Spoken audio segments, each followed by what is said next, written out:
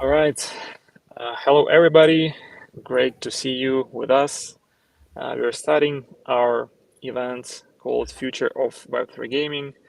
My name is Dima. I'm a general partner at 3x Capital, and I'm honored to have with us two wonderful people who are contributing to Web3 gaming. So we have Robin, who is the CEO of Tevaera, and we have Gav, who is the COO of Tevaera. I think today we're going to cover quite a few interesting topics just to give the understanding and the agenda. Um, I would like to point out a few things. So after the short presentation from guys, would be nice to discuss things like gaming in Web3 and specifically with the zk stack. Then raising interest in blockchain integrations. Then one of the biggest issues out there is cross-game asset compatibility and cross-chain as well. And then community-driven game development, which personally I'm interested in. And then valuing skill and time monetization. So I'll be asking a few questions around that. But before starting, maybe Gav, would you like to make an intro? And then Robin. Yeah, for sure. Robin, go ahead. I'll go first. I'm Robin. I'm the CEO for Tevaera Labs. I'm based out of Orlando, Florida. Been in the tech industry for the last 17, 18 years, running R&D teams, leading product organizations, engineering functions. Super excited about what we are building at Tevaera, and passionate about on-chain games and providing the best user experience for our developer community and keeping a player focus first when we are building on-chain games that are fun and fair. So super excited, and thank you for inviting us, Dima, today. Thank you, Robin. Yeah, for sure. So I am Gav. I am ex-EY Citibank, been a management financial consultant for the past 15 years, advising Fortune 500 companies. But I've also been a crypto maxi since 2017, working in this space, mainly in the Ethereum ecosystem, looking at go-to-market strategies, community building, etc. And Robin and I have known each other, since our childhood days, where we really, what connected us was games, right? So this is an opportunity for us where we really wanted to bring our childhood passion, into meaningful products that are user friendly and can be accessed by everyone globally. So that was our inspiration behind building Tevaera. I think back in 2020 when Axie Infinity came in, they were the category creator, if I may say, for blockchain gaming. And we were one of the early adopters there, trying to understand, and we saw a lot of gaps around lack of infrastructure at the time because it was really early in the game, around some of the issues we saw with gaming economics and lack of an unfair game. So that gave us more confidence around building games on chain and building a platform where it's super easy to launch and play games. So just some context around how this all started. So super excited to be here and looking forward to answering more questions here. Nice. Thank you, Gav. And Robin, would you like to share your passion and how did you come up with this specific niche? Yeah, I think it started with being passionate about technology in general for me. So in my previous gig, I ran a R&D organization, had a big impact on, even before AI was a thing. We used to at that point call it data science and machine learning, and AI was kind of the buzz fancy word, but build some really cool products. And being able to bring that experience and blockchain, then thinking about how do we go to an average user and talk about AI and blockchain didn't make sense, right? But said, hey, do you want to play a fun game and introduce all of these different technologies behind it to you, and in the social movement is a big passion, right? So technology has really and always kind of driven me, and in what we are building and how I think about it, and all that fun stuff. Nice, interesting. And for those people who are not so much blockchain savvy, how would you describe Tevaera in simple words? No, we would say it's a comprehensive gaming platform for effortlessly launching and playing, exciting games.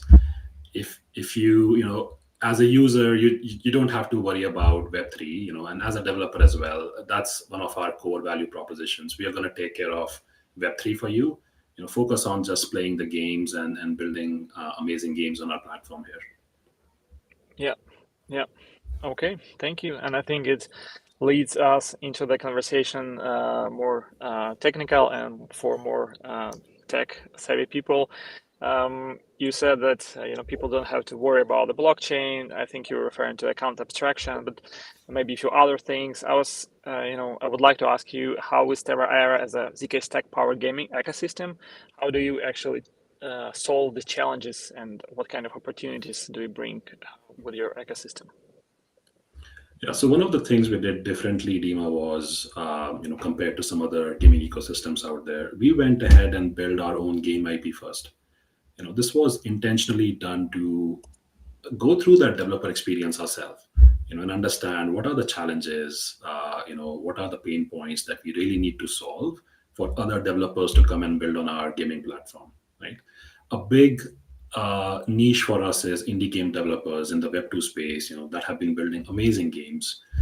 They don't understand Web3, they don't understand, and we don't want to complicate their onboarding process, right? So couple of things we are doing around that is there's a new website we are launching next week, right? That will enable all these features I'm talking about right now. So you would go to our developer console, log in with your email. Don't have to worry about anything Web3. We're going to create a wallet for you in the background. You can go and start reviewing all the SDKs. There are different packages around what level of Web3 integration you need, from light Web3, where you're just integrating your assets on chain, to a fully on chain spectrum, right? So you can review those packages, and once you are ready to configure and deploy them, we're going to give you gasless 2-click deployments. You just click on the packages that you have selected, and we are going to take care of all the deployments for you. So this is how the developer experience is going to look like. But we know nothing's plug and play, right? So you do need hands-on support when you are doing these things. And that is why we want to be selective with gaming projects we work on, especially in the initial phase, as we battle test this, and do some more success stories out there with external developers. So there's going to be hands-on support that we are providing, to the developers, Web2 developers, as they, take on this Web3 journey. And we had some really interesting conversations at GDC. We were there a couple of weeks ago, where we were testing this pitch with some of the Web2 game developers, and we had so much interest, come through. So a lot of exciting stuff to do there for sure. Got it. And can you elaborate a little bit more about how zk Rollup specifically benefits Tevaera's approach, and particularly regarding the scalability and the user experience? Yeah, Robin, you want to take that on account abstraction? Yeah. So I think so the way we have approached it is a 3-layer platform, right? So our foundational layer is a L3 gaming chain that is being built using zk stack. So think about the same tech that powers zkSync Era. So we're calling it Teva chain, and it supports native account abstraction features, and we'll be using a volition mode for data availability to make it one of the most fastest and cheapest gaming chains on Ethereum, without losing the decentralization and the sovereignty and the security that is provided through the zk stack and zkSync technology here. And then build onto that, right?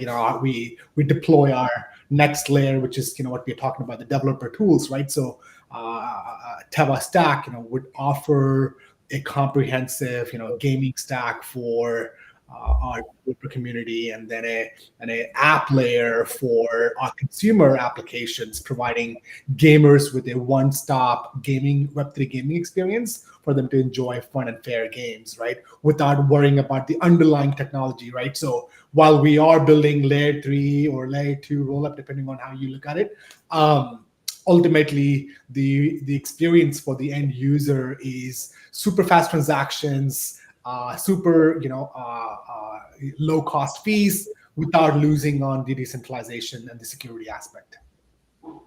Yeah. Mm-hmm. And maybe Dima, if I were to add on to that, so from a user journey perspective, it's quite similar to the developer journey, where as a Web2 user, if you're coming in, we give you the social login option, the wallets created in the background. And this is all enabled through native account abstraction that Robin was just talking about, right? We're going to give you session keys option, meaning you could go and define your gaming session and say, hey, for the next 1 hour, I'm going to approve $3, to play this Web3 game without any. And this is all enabled through native account abstraction that Robin was just talking about, right? We're going to give you sorry, there was a feedback loop coming in there for me. So and then you don't have to do any wallet interactions during your gaming session. Enjoy uninterrupted Web2 like experience with playing these on-chain games, right? And then there are other features that can be done through abstracting your account. And again, these are some early use cases, right? With the account abstraction, basically, you can bridge the gap between Web2 and Web3, and make sure that that magical user experience is enabled in the crypto space as well. Mm-hmm. Yeah, I think all of us really would like to have this amazing experience. So I'm glad that we're heading there. And since you mentioned, about how you're helping the adoption, I would like to say that, yeah, we indeed have a surge in interest around blockchain integration in gaming. So maybe you can name a few other, driving factors for this adoption, and how do you cater to this growing demand? So what are the factors, and how do you cater this? Yeah, so so maybe we'll share some of the feedback we heard real time while we were at GDC a couple of weeks ago. So we met with more than 100 plus Web2 developers, game developers, I mean. So some of the themes were, number one, you're absolutely right. There's increased demand and integration with blockchain technology, mainly around assets, which is a very easy integration to do. And developers are, realizing the potential of true, asset ownership, where gamers don't want to rent stuff from you as a centralized developer. They want to own their, trophies, if I may say, and then have the opportunity to further monetize it, right? So there's definitely appreciation for that. The second thing we heard was around, the involvement of communities in building games, right? Building new features, updates, and how do you use the wisdom of the crowd to build this together. Now, Web3 governance, ethos, culture, enables this when you do this correctly, right? And they are seeing this as a big advantage, where they can work with their communities, where they have vested interest to help you out and, take this to the next level. So that was the second thing we heard. The third thing was around, cross-chain assets, where you're not just limiting your assets to your own game. You have this big network of, different chains coming together. As an example, any chain that's built using zkStack has native interoperability. Meaning no bridging required. You just refresh your page and all your balances are updated because of a common prover system, right? So that's the UX we are talking about, where you are playing a game in the Pudgy world, Pudgy Penguin, and then you are coming to Tevaera to play another game, and all your, balances and reputation score is updated, as one ZK Nation, right? So there's definitely a lot of appreciation for that as well. And maybe there was another, thing that I'm just missing right now. I'm looking at my notes here. There was one more thing, Robin, that we heard around GDC. Yeah, it's around valuing, skill and time, right? So right now, when you play as a gamer in the Web2 world, you're letting it's all extractive. Let me just be blunt about that, right? There's a company who is monetizing your time and skills, versus in Web3, there's there's a perception out there now that you can value your time and and monetize it, right? With the play to earn concepts that we are innovating in this space. So I think these were the four key themes that we heard.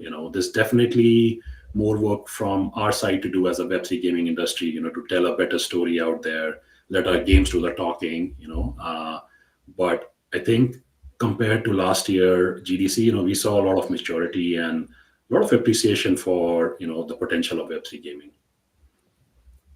Mm-hmm. 100%. I think there's a lot more Web3 companies at GDC, and our general perception or common thing is that Web3 is going to keep taking more space in GDC in coming years, where the split could be much more, or every Web2 gaming studios has a Web3 gaming arm as well, which we are seeing today with all major large AAA studios, large studios. They all are dabbling with some version of Web3 games already. So I think that kind of summarizes some of those pieces. But I'm sharing a slide here, in terms of what we mean by crypto feature versus crypto enabled and crypto native, right? And majority of the games that has been built in the past are mainly focused on the crypto featured, which is mainly your ERC20 token integration or NFT that are on chain. We are seeing with some of the more recent games that is being built, a little bit more crypto enabled, where in addition to assets on chain, you'll have stats on chain, leaderboards, matchmaking. Some of those features are coming online, and that's really going to be two of our main focus areas. And then you'll have completely on the right side is the crypto native, which would be games like Dark Forest, like card-based game or turn-based game that doesn't have the real-time requirement, but it's still a good game for, but the audience is going to be much more constricted or much more smaller, and caters to a different set of users, right? So our primary focus is going to be on the crypto feature, the crypto enabled, and we'll be opportunistic in some pieces of the crypto native as well, as we look at building the ecosystem. Mm-hmm. Okay, this is great. Thank you for sharing this slide. I think this shows quite good how different games are approaching crypto, and I think to summarize this block of questions, maybe you can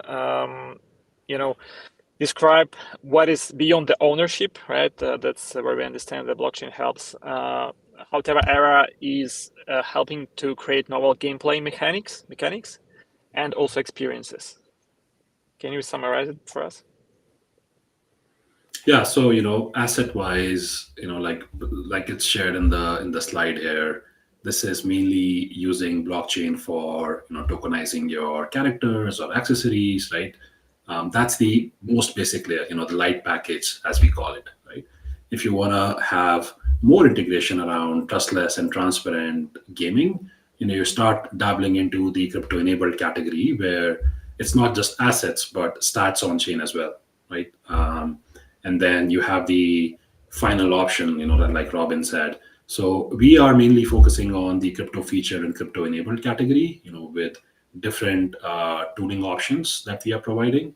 Right. Again, these come as plug and play SDKs. So once you're in your dev console, you can look at these different tooling options and then decide on what you want to integrate. Right.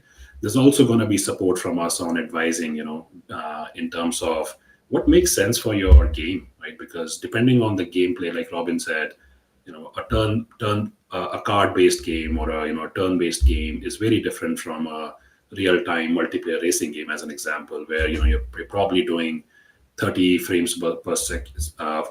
You're probably communicating real time, multiple times within a second. So those are some of the considerations you have to look at while choosing from the spectrum to say what kind of Web3 integration we need.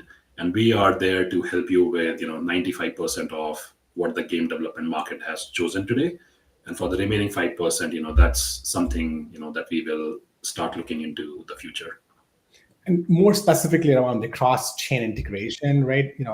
We'd also call it cross-game integration. One of the things that we are keeping, in perspective is the games that Tevaera as a studio is building is going to be, connected with each other for the most part, where some of the characters that you have and some of the assets that you have would be interoperable even within our games. So when we're thinking about our games, it's a ecosystem of connected games and connected assets and connected players, connected communities. So it's an ecosystem of versus you have a bunch of different random games that you get to play overseas, right? Not saying that we will not have some of those games, and we'll have the developer community bringing their games on Tevaera as well. So you will have some titles that would be of a different genre, but I think our focus is going to be to also allow for a cohesive story being narrated about Tevaera and the games that we're building as well. Mm-hmm. Got it. Thank you for sharing a little bit more on this, your vision with the cross-game compatibility. Can you maybe name few specific partnerships or integrations that you're exploring, to facilitate this cross-game functionality? Yeah, so there have been some exciting developments around new games coming to our platform. There are actually two games that are going live in late Q2 on our platform. One of them through an amazing gaming studio. Comes from a team that has worked with PlayStation for more than 10-15 years. They are bringing their game to Tevaera platform. It's going to be launching at EdCon, in July alongside here with zkSync. And one of the concepts we are exploring with them is cross use of our characters, right? So it's a multiplayer, fast-paced racing game, 3D racing game in a car setting, where each car is a brand for a meme community, or for a character community, right? And then that character, has their own following, where they really want to get behind their racer and get the race together. So as an example, our Yeti character, that's there in our platform right now, is going to be one of the racers, being used, and then our community, our Tevaera community, can get behind them. There are a couple of other meme coin communities in the zkSync ecosystem that have their own mascots as well, right? That can come on board with their own characters, right? And their communities can get behind that, right? So this concept of cross, characters coming into the games, while also weaving in the social aspect of it, where the communities are actually getting into it and making the game go viral, as Robin stated. There's another game that we are working on right now, which is a social deduction game. There are some concepts of zk proofing we are going to use in the game around role anonymity, which is super exciting for us. We're not sharing a lot of details around the game, but it's 35-40% done, and it's again on target to launch for EdCon. So Tevaera is going to be showcasing 3 games at EdCon in Japan, alongside with zkSync. We're going to be partnering with them for this event. So super excited about that development, right? And then there are other partnerships we are doing on other fronts, as we get ready to execute on our go-to-market strategies, close our funding round here. More like announce our funding round here and then take it from there. Yeah, exciting stuff. Wish we could, be a little bit more, open about everything that we are saying, right? But sometimes, it's better to just execute and get the product out there for the community to enjoy versus talk about it. Yes, exactly. So let the people test it on their own and see all the stuff. Yeah, really look forward to that. The proof is always in the pudding, as they say. Hey, so we believe in that. Yeah. Talking about community, if anybody has any questions or comments, please feel free to drop them. I think we have around 50 people watching us. So if you have any specific questions, please feel free to drop them on LinkedIn if you're watching on LinkedIn, or Twitter or YouTube, wherever you're participating. And then, talking about community, I was about to ask you about the community involvement in the development process. So can you tell a little bit more, how do you actively involve community in the development? Yeah, no, that's an amazing question, Dima. So we have, used, I would say more like collaborated, with our community from day one. Right from the get go, we came up with an MVP game that was done in collaboration with an indie game developer, and we put it out there, just to look at the, understand the behavior, get feedback on the gameplay, use it to test our assumptions, and build a gaming community. That was the most important part. So right after that, as we started building our first multiplayer game, we had this community of Teva stars, 150 power users of Tevaera platform, who have been active since the very start. It's the most prestigious role you can get as a community member in our community, right? And they have been, a guiding force behind the development of all our products. They get access to prototype. They are the first ones to test and provide feedback, UX, UI, features, updates. They give us, feedback on everything we do here. And then, once we are more ready with the product, and our core group is happy with it, we then put it out to testnet, where a broader community, gets a chance to test it.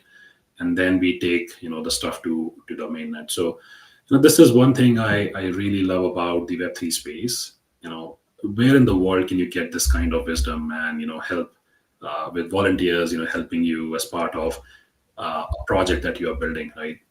So really lucky and, appreciate everything that our community does for us here. And, I would, if there's someone, listening from a Web2 game development community here, this is something that you should really explore, with the community side of things.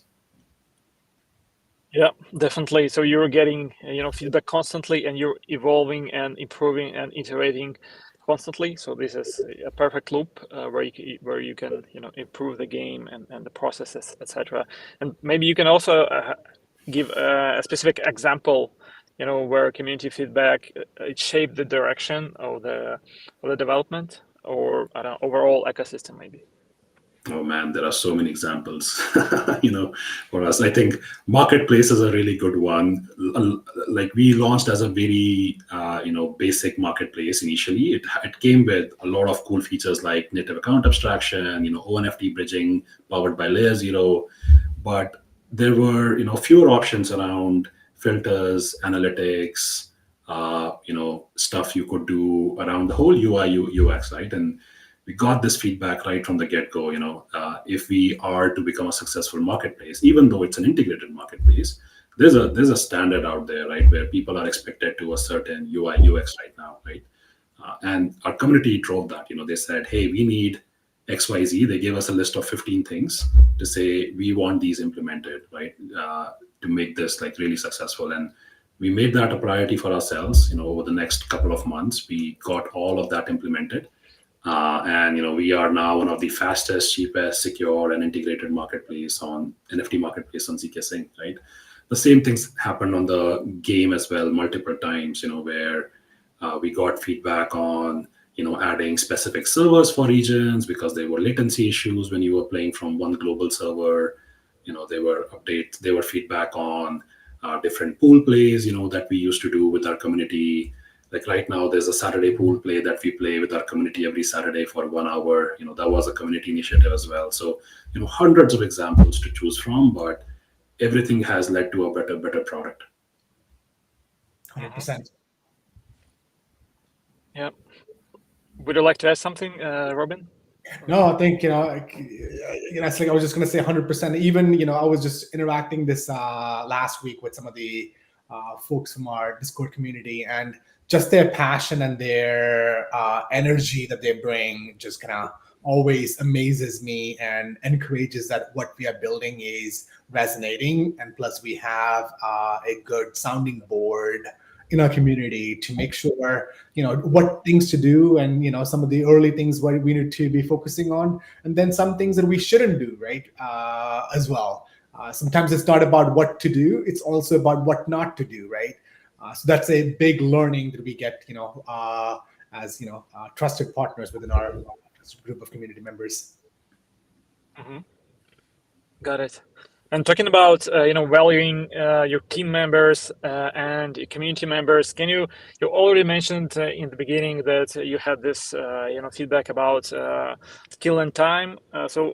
Can you tell a little bit more? How do you specifically focusing on valuing players' skill and time investment within the ecosystem?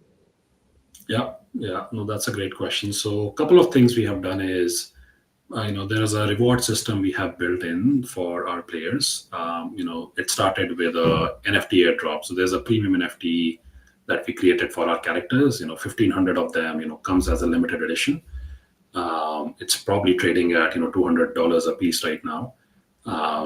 And we airdrop that for free to our top gamers, right? So we said the 500 the top ranked gamers get a guaranteed airdrop. The next 500, it's going to be a lottery system, and then there was something else for the remaining 500 as well, that they could do activities, and we give out some of them through our pool plays every Saturday right now, right? So that was a major incentive that was given to our community as a starting point.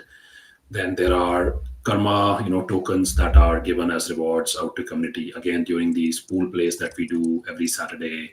There are daily quests that are starting from next week, where there's going to be daily challenges for you. You can post your proof of quest, and then there's a game within a game to do a wheel of fortune and see how many KPs you won after completing the quest, right? So like these sort of engagement strategies really help them stay engaged with the game, and helps with the overall retention metrics as well, right, with the game.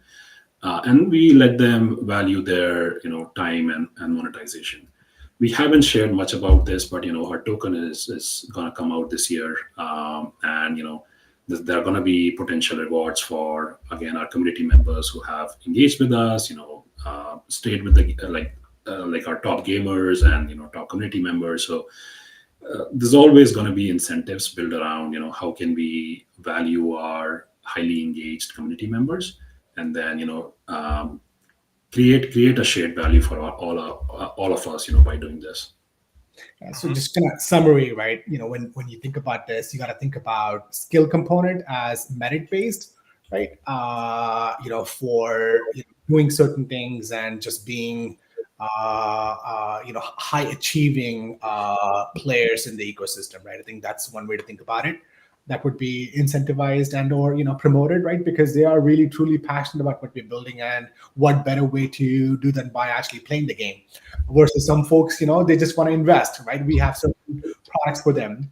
The second part of the skill would be competitive play, right? So we have our Saturday, pool plays, or we will be launching a tournament. So think of it as competitive gameplays, right? In an environment where you are, playing with other players with similar leagues and similar skills, right? And an opportunity to earn more by outperforming others through your skills. And then there is the time component to it, right? Like we, discussed, like time and skills, right? So you have engagement rewards for interacting with our applications and whatnot, right? And we will be launching a quest here very soon.